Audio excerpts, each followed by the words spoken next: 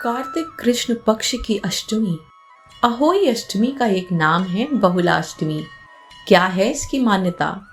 मथुरा के पास अरिता नाम का गांव है जहां पर राधा और कृष्ण नाम के दो कुंड हैं। राधा कुंड के विषय में मान्यता है कि यदि किसी दंपति को संतान की प्राप्ति नहीं हो रही और वे अहोई अष्टमी यानी कि कार्तिक कृष्ण पक्ष की अष्टमी की मध्य रात्रि को इस कुंड में स्नान करते हैं तो उन्हें संतान की प्राप्ति अवश्य होती है। कृष्ण कुंड से जुड़ी कथा।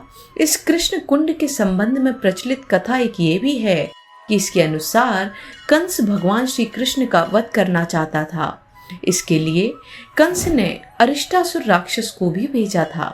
अरिष्टासुर बछड़े का रूप बनाकर श्री कृष्ण की गायों में शामिल हो गया और बाल ग्वालों को मारने लगा। श्री कृष्ण ने बछड़े के रूप में छिपे राक्षस को पहचान लिया और उसे पकड़कर जमीन पर पटक कर उसका वध कर दिया। ये देखकर राधा ने श्री कृष्ण से कहा कि उन्हें गौ हत्या का पाप लग गया है और इस पाप की मुक्ति के लिए उन्हें सभी तीर्थों के दर्शन करने चाहिए। राधा के ऐसे कहने पर श्री कृष्ण ने देवऋषि नारद से इसका उपाय पूछा। देवऋषि नारद ने उन्हें उपाय बताया कि वह सभी तीर्थों का आह्वान करके उन्हें जल रूप में बुलाएं और उन्हें तीर्थों के जल को एक साथ मिलाकर स्नान करें। ऐसा करने से गौहत्या के पाप से मुक्ति मिल जाएगी।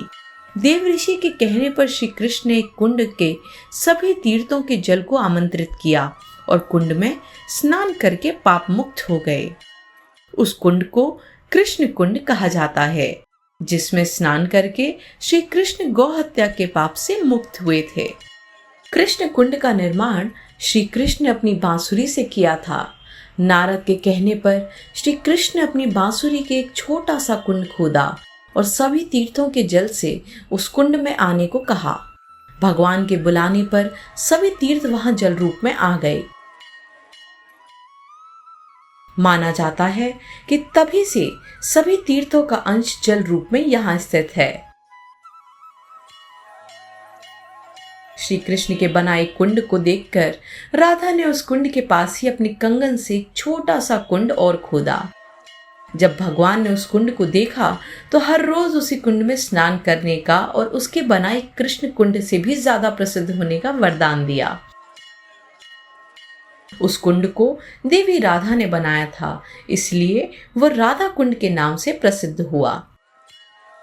अहोई अष्टमी तिथि पर इन दोनों कुंडों का निर्माण हुआ था, इसलिए अहोई अष्टमी पर यहाँ स्नान करने का विशेष महत्व माना जाता है।